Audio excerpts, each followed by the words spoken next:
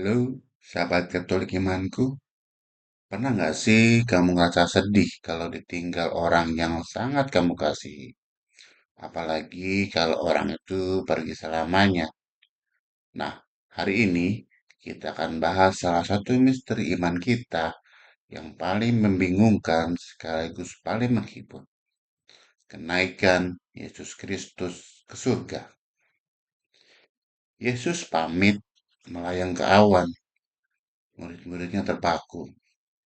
Terus nasib kita gimana? Apakah kita ditinggal? Apakah Tuhan tiba-tiba lost kontak? Tunggu dulu.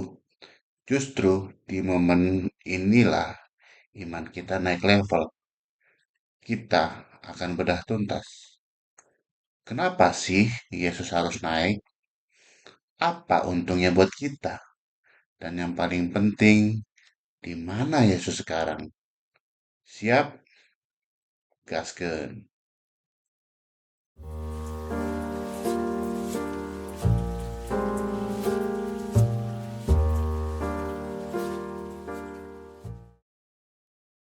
Oke, kita flashback dulu ya. Setelah Yesus bangkit dari mati, dia nggak langsung naik ke surga kayak roket. Justru selama 40 hari, Yesus sering menampakkan diri ke Maria Magdalena, ke murid-murid di Emmaus, bahkan ke Thomas si peragu. Tujuannya jelas, memastikan bahwa dia benar-benar hidup dan mengajar para murid tentang kerajaan Allah. Nah, di hari ke-40 terjadi peristiwa yang dicatat di Kisah Para Rasul 1 ayat 9 sampai 11. Yesus membawa murid-murid ke Bukit Zaitun, lalu siap-siap dia mengangkat tangan, memberkati mereka dan bus terangkat ke langit. Lalu awan menutupi dia dari pandangan mereka. Bayangin ya, para murid pasti kaget campur sedih. Loh, kok pergi? Baru juga 40 hari ketemu lagi. Tapi dua malaikat langsung ngingetin, "Hai orang Galilea, mengapa kamu berdiri memandang ke langit?"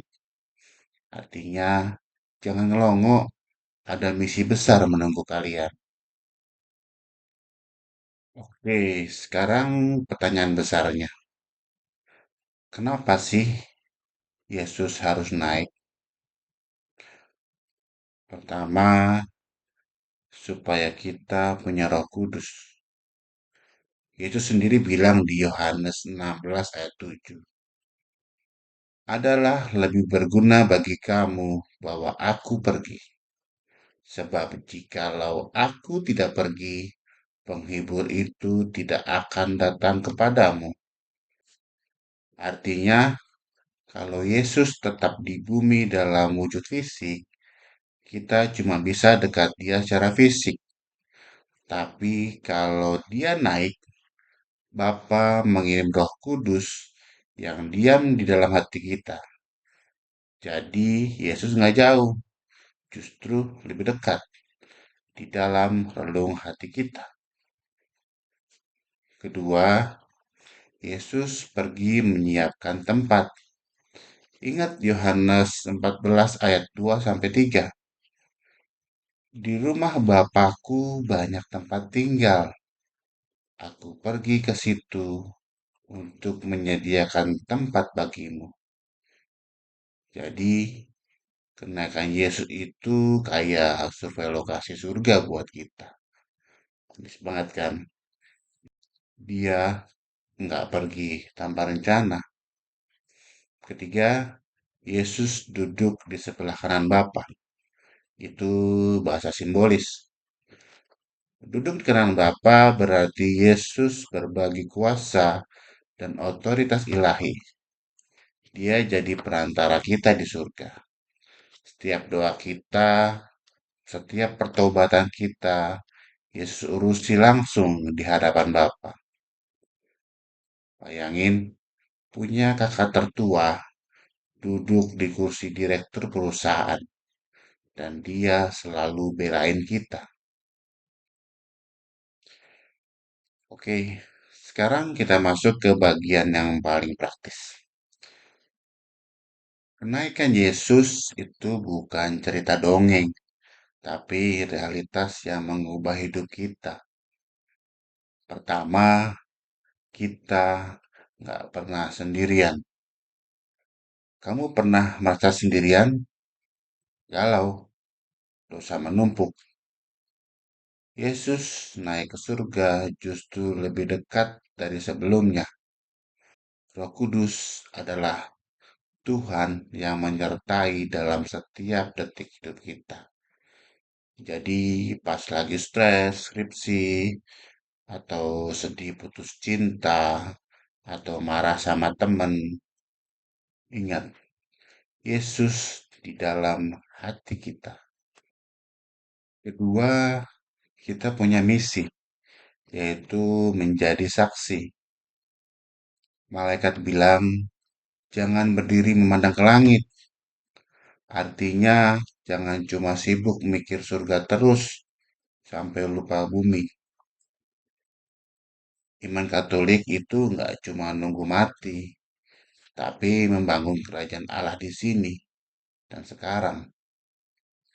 Misi kita menjadi Yesus yang hidup di tengah dunia, mengasihi, mengampuni, berbagi, dan membela kebenaran. Ketiga, kematian bukan akhir dari segalanya.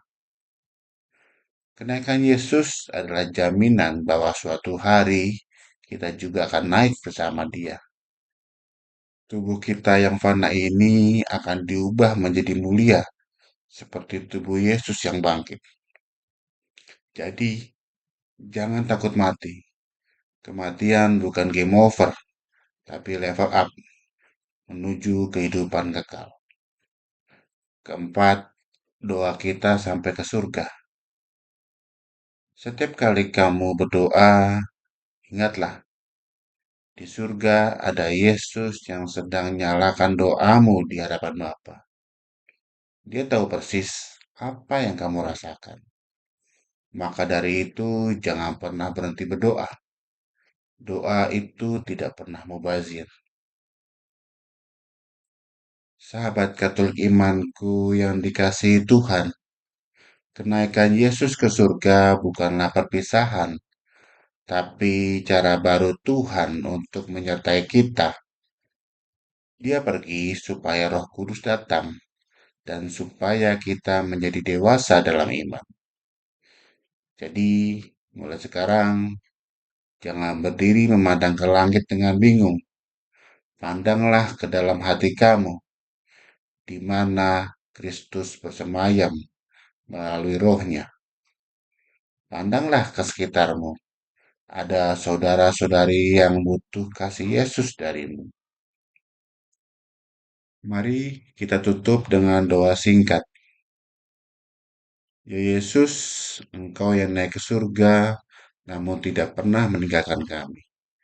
Terima kasih untuk Roh Kudus-Mu yang selalu menghibur dan menguatkan. Ajar kami untuk tidak takut melangkah, karena Engkau selalu beserta. Mampukan kami menjadi saksi-Mu di dunia digital ini, di keluarga, di sekolah, di kantor, sampai suatu hari nanti kami boleh bersamamu selamanya di surga. Nah, sahabat Katolik imanku, sekarang giliran kamu buat isi komentar. Saya penasaran banget nih sama pengalaman iman kamu. Yuk, tulis di kolom komentar ya. Pertama, pernah nggak sih kamu ngerasa ditinggal sama Tuhan pas lagi susah? Terus, gimana cara kamu balik ngerasa deket lagi sama Yesus? Kedua, kalau kamu belum pernah ngerasa jauh, coba ceritain. Momen apa yang bikin kamu yakin kalau Yesus yang naik ke surga itu tetap nyata dalam hidup kamu? Ketiga, bonus satu lagi. Kalau kamu bisa nanya langsung ke Yesus tentang surga, kamu mau nanya apa? Tulis di komentar ya. Nanti saya usahakan jawab di video selanjutnya atau di kolom balasan. Oh iya, like dulu videonya kalau kamu merasa diberkati. Share ya ke grup Rosario, grup Muda Mudi, atau ke mama papa kamu. Dan subscribe kalau belum, biar kita bisa terus bertumbuh dalam iman bersama-sama di channel Katolik Imanku ini. Sekali lagi, tulis pengalaman kamu ya dan pertanyaan kamu di kolom komentar. Saya tunggu. Tuhan memberkati kita semua. Salam Katolik imanku.